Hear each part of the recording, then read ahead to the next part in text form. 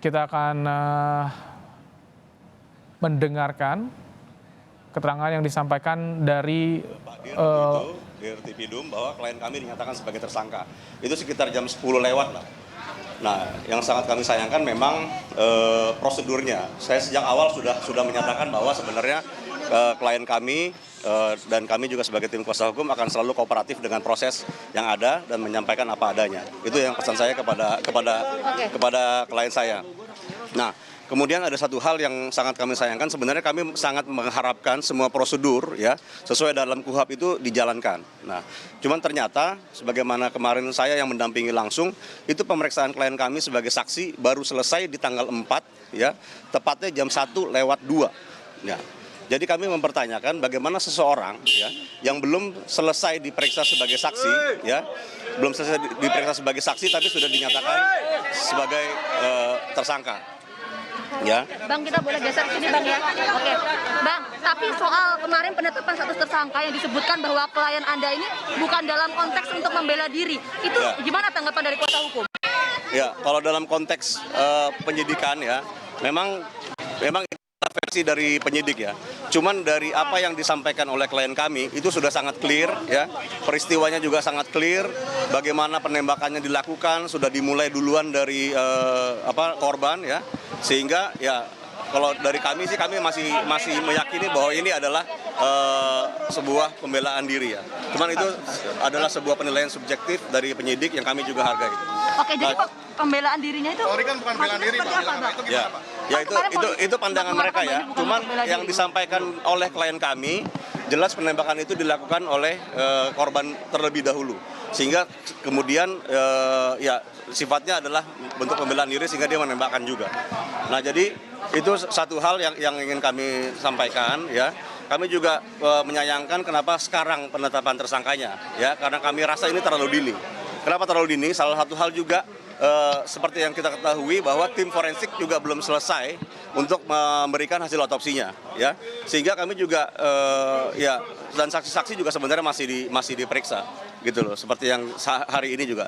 Cuman yang paling membingungkan buat kami adalah klien kami belum selesai diperiksa sebagai saksi kemarin itu dan baru menandatangani berita acara pemeriksaan saksi itu tepat di tanggal 4 hari ini jam 1:02 pagi. Ya, itu juga sudah kami tuangkan di dalam BAP, kami catat tanggalnya, sehingga itu buat kami adalah satu hal yang membingungkan gitu loh. Jadi gelar perkara itu tidak didasarkan oleh keterangan klien kami, itu bisa dipastikan. Karena apa? Karena seharusnya selesai dulu berita acara itu ditandatangani, baru itu memiliki kekuatan hukum untuk kemudian dipertimbangkan di dalam gelar perkara.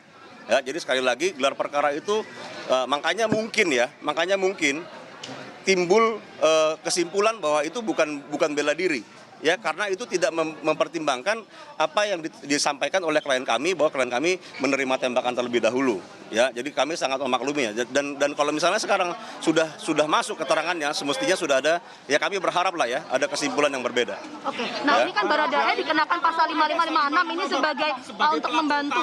Nah, ini bagaimana tanggapan dari kuasa hukum? Peran dari Baradae ini turut membantu dalam proses kejahatan itu. Ya, itu yang sebenarnya kami juga membingungkan buat kami ya.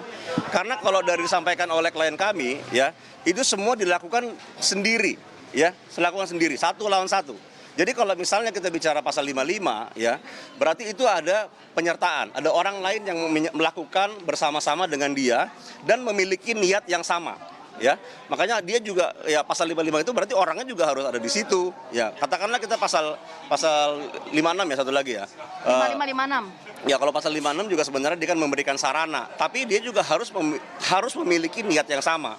Jadi saya juga bingung sebenarnya orang siapa yang dimaksud, karena kejadian itu murni dilakukan satu lawan satu.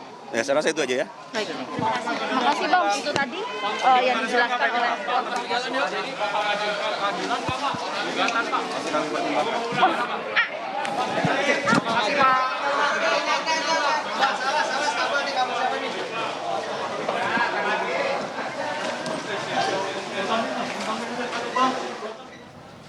Itu tadi keterangan yang disampaikan oleh Andreas Naut Silitonga, kuasa hukum Baradae Eliezer yang sudah ditetapkan sebagai tersangka kasus kematian Brigadir Yosua Huta Barat. Tadi ada beberapa hal yang disampaikan soal kuasa hukumnya yang kan penetapan tersangka yang terlalu dini karena ia menilai otopsi belum keluar dan Bara Eliezer juga belum rampung pemeriksaannya sebagai saksi.